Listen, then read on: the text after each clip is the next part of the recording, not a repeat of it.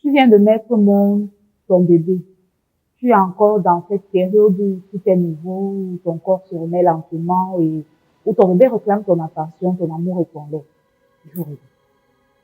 Tu as choisi d'arrêter parce que tu veux lui donner ce qu'il y a de meilleur. Tu t'y consacres pleinement et dans un coin de ta tête, tu te dis que pendant ce temps-là, ton corps est naturellement protégé contre une nouvelle grossesse. Mais est-ce vraiment le cas? Peut-on tomber enceinte quand on allait? Est-ce un mythe, une légende ou alors une réalité physiologique? Alors dans cette vidéo, je vais te dire toute la vérité sans détour ni tabou. Tu vas comprendre comment fonctionne l'ovulation pendant l'allaitement. Tu comprendras pourquoi certaines femmes tombent enceintes sans même avoir revu leurs règles. Et surtout, comment tu peux te protéger efficacement si tu ne veux pas d'un bébé surprise dans les 3 mois qui viennent. C'est un sujet capital, souvent mal compris et pourtant tellement fréquent. Alors installe-toi, écoute bien jusqu'au bout, ça peut littéralement changer ta vie.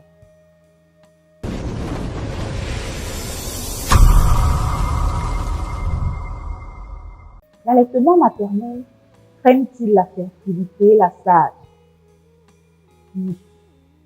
Allaiter peut retarder le retour de la fertilité, mais retarder ne veut pas dire supprimer. Entrons dans les détails ensemble. Quand tu allaites ton bébé, ton corps produit une hormone qu'on appelle la prolactine. C'est elle qui stimule la production de lait, mais la prolactine a une autre fonction. Elle inhibe l'ovulation. En d'autres termes, elle bloque temporairement le cycle menstruel. Cette action hormonale est à la base d'une méthode naturelle de contraception appelée la méthode de l'allaitement maternel et de l'aménorrhée, qu'on nomme la MAMA. Cette méthode repose sur 3 critères. Le premier critère, c'est que le bébé doit avoir moins de 6 mois. Le deuxième critère, c'est que l'allaitement doit être exclusif. Pas de biberon, pas de tété sauté, pas de diversification alimentaire. Le troisième critère, c'est tu n'as pas encore eu tes règles depuis l'accouchement. Si ces 3 conditions sont réunies, la méthode MAMA est considérée comme efficace à 98% selon l'OMS, selon l'Organisation mondiale de la santé. Mais cette efficacité est temporaire et fragile. Dès que tu introduis un biberon, même occasionnellement, ou dès que le bébé commence à espacer ses tétés, comme lorsqu'il fait tenir, la stimulation hormonale diminue, la prolactine baisse et ton corps peut recommencer à ovuler. C'est ce qui est arrivé à Christine. Elle a 30 ans, c'est une de mes abonnées. Elle raconte que son fils avait 4 mois. Il faisait déjà ses nuits depuis une semaine. Elle était heureuse, enfin, car elle pouvait dormir. Mais elle allaitait toujours, il faut le noter. 2 semaines plus tard, elle avait demandé.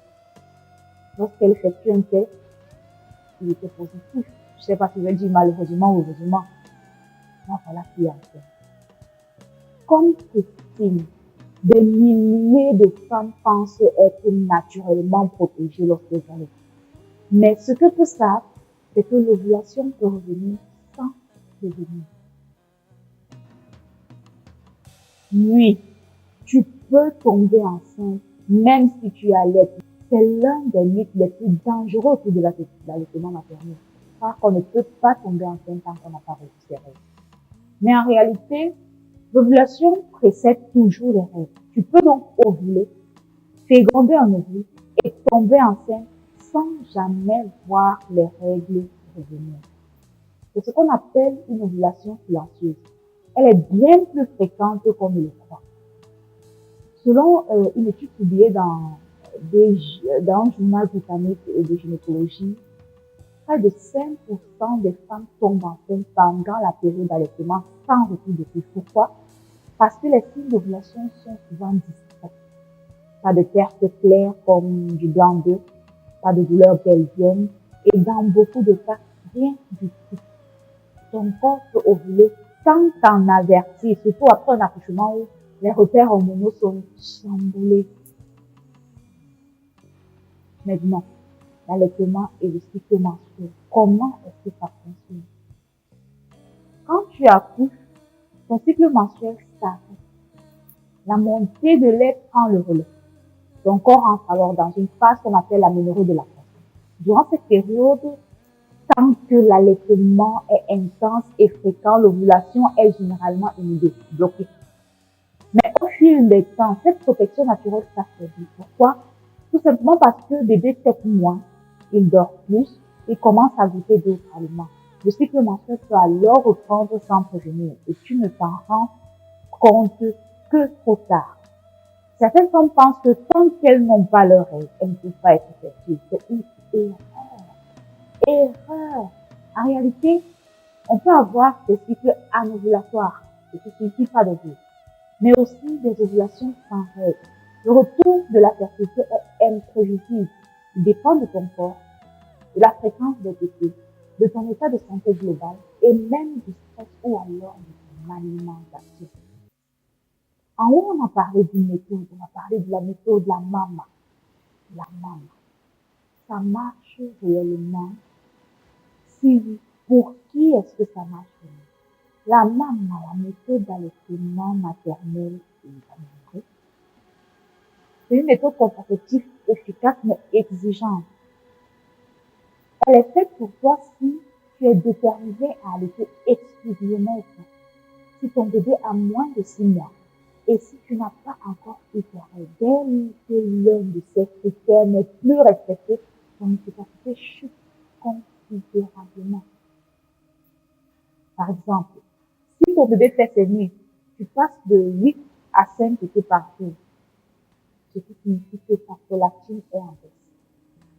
Si tu reprends le travail, tu tires ton lait, tu feras ce tire-lait, mais ce n'est pas aussi efficace que les tétés directs. Il y aura également baisse de la fertilité. Si tu complètes l'allaitement maternel avec des petits pots ou alors des céréales, ça va entraîner une réduction de la stimulation. Et là, ça m'a magnifique. C'est pourquoi, moi, je te conseille de ne pas compter uniquement sur cette méthode après 3 mois, sauf que tu es strictement rigoureuse. Mais sinon, tu peux te protéger pendant l'allaitement. Tu vas allaiter ton bébé sereinement sans risquer une nouvelle grossesse surprise. Il existe des solutions efficaces et compatibles avec la lactation. Comme première solution, on a la pilule progestative. Seule, sans oestrogène, donc ne diminue pas la production du lait. Tu dois la prendre tous les jours, sans pause. Elle est très efficace si elle est bien utilisée. De deux, on a le stérilet au cuivre ou alors hormonal. On peut déjà la placer 6 semaines après l'accouchement. Elle n'a aucune influence sur l'allaitement maternel. C'est discret, c'est durable, 10 à 12 ans. Il y a également l'implant, les implants rouges à gel, et qui se place sous la peau au niveau du bras. C'est efficace, 3 à 5 ans, la durée, et c'est compatible avec l'allaitement. Nous avons aussi des injections de progestatifs qu'on appelle le dépôt proviral. Ceci se prend chaque après 3 mois. Les injections que vous prenez régulièrement tous les 3 mois. C'est pratique si tu ne veux pas penser à l'utiliser. Il y a également ce qu'on appelle le préservatif. C'est une méthode simple et immédiate. Elle est recommandée en postpartum surtout avant le retour des règles. Et l'avantage que le préservatif a sur toutes ces autres méthodes, c'est qu'elle protège contre les infections sexuelles. Il faut éviter de prendre des pilules combinées avec l'estrogène, car elles réduisent la lactation. Donc, le conseil que je te donne, c'est que tu prennes rendez-vous 6 à 8 semaines après l'accouchement pour une visite postnatale. Là-bas, tu pourras établir un plan de contraception personnel. Tu pourras choisir ta méthode. Alors, est-ce qu'on peut la sage? Est-ce qu'on peut allaiter étant enceinte? Oui, tu peux continuer à allaiter même en étant enceinte. On a des cas, plusieurs cas de grossesse, de femmes qui contractent des grossesses pendant qu'elles allaitent. C'est possible de continuer à allaiter. Dans ce phénomène, on l'appelle le tandem nursing. Mais il faut noter qu'il y aura des modifications. La quantité de lait peut diminuer, surtout à partir du deuxième trimestre de grossesse. Le goût du lait également va changer, ce qui peut entraîner un sévrage naturel. Certaines femmes ressentent aussi des contractions pendant la tétée à cause de l'ostrus. En cas de grossesse à risque ou alors d'antécédents de grossesse, il vaut mieux en discuter avec votre personnel soignant. Pourquoi est-ce que le mythe persiste-t-il encore? Malgré les preuves scientifiques, beaucoup de femmes continuent de croire que l'allaitement empêche la grossesse. Pourquoi? À cause de l'héritage culturel. Nos mères et grands-mères ont toujours eu à dire cela, donc on y croit. À cause du manque d'éducation postnatale, on n'a pas cette habitude d'aller au rendez-vous postnatal. Peu de femmes reçoivent des informations précises sur leur fertilité après la grossesse. Allez-y, prenez des rendez-vous. À cause des tabous autour de la sexualité postpartum, beaucoup de femmes n'osent pas parler de leur reprise de rapport ou de contraception après l'accouchement. Résultat, on fait face à une ignorance fertile au sens propre du terme. Alors, est-ce qu'on peut tomber enceinte à la fin? Pas toujours. Ou alors pas immédiatement, mais oui, c'est possible. L'allaitement fait une ovulation, mais il ne supprime pas la fertilité. L'ovulation peut revenir dans les règles et tu peux tomber enceinte sans t'en rendre compte. Si tu ne veux pas d'une grossesse surprise, il est essentiel de choisir une méthode de contraception adaptée pour les premières semaines du postpartum. Parce que chaque grossesse doit être désirée, elle doit être réfléchie et vécue dans les meilleures conditions.